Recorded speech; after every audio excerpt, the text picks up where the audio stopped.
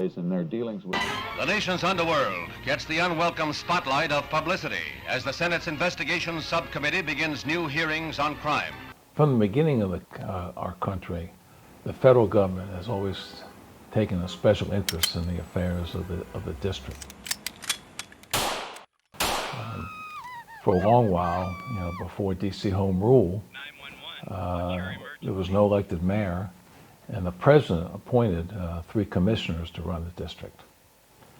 And the U.S. Congress, especially when crime in D.C. rears its head, seems to get interested. Attorney General Robert Kennedy paints a grim picture of the rise of lawlessness under the Cosa Nostra, or mafia.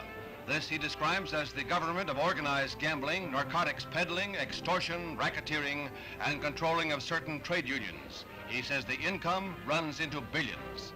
Back in 1951, the U.S. Congress got interested when they discovered there had been only 1 gambling arrest in Foggy Bottom during the previous year, where there were hundreds of arrests throughout other sections of the city.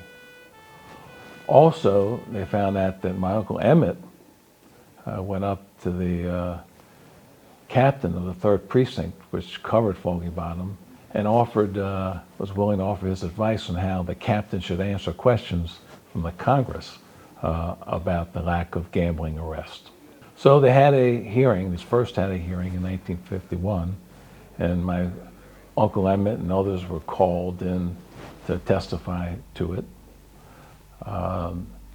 They asked questions such as how did my Uncle Emmett know about transfer of police captains before they actually occurred.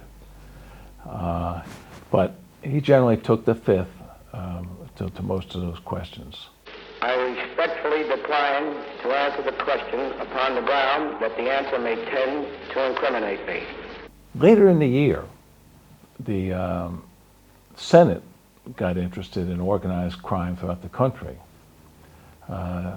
Organized crime was mostly a thing of cities, and most cities were run by Democratic mayors. So a senator named Estes Kefauver from Tennessee put together a committee and had televised hearings of where major crime figures were called in. Most of those crime figures took the fifth and refused to testify on the grounds that would incriminate them. Mr. Costello, did you hear the testimony of Mr. Francis McLaughlin yesterday? No, the defense is... Mr. Halley, all due respect to the Senate, which I have an awful lot of respect for, I'm not going to answer another question. You just said I'm not under arrest and I'm going to walk out. Now, I should explain to you exactly what the legal situation is. You are under subpoena, and if, as I assume, the chairman instructs you to remain and answer questions, you will thereby become guilty of contempt of this Senate committee. But after that was concluded, the Senate felt like they needed to have a separate committee and hearing on crime in the district. So there were televised hearings for those senators to ask those questions to local people. And the chief of police, Robert Barrett, who had just resigned earlier, he was called. And my Uncle Emmett was called also during that time. And he took the fifth to hundreds of questions about that. And really irritated the senators. And he also didn't answer why he was taking the fifth, which even irritated them further.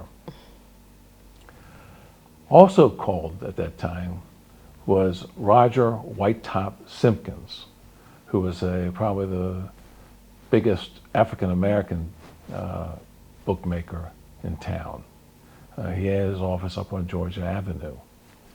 And he was a very close friend with my Uncle Emmett, and I think shared some of the police protection that my Uncle Emmett had.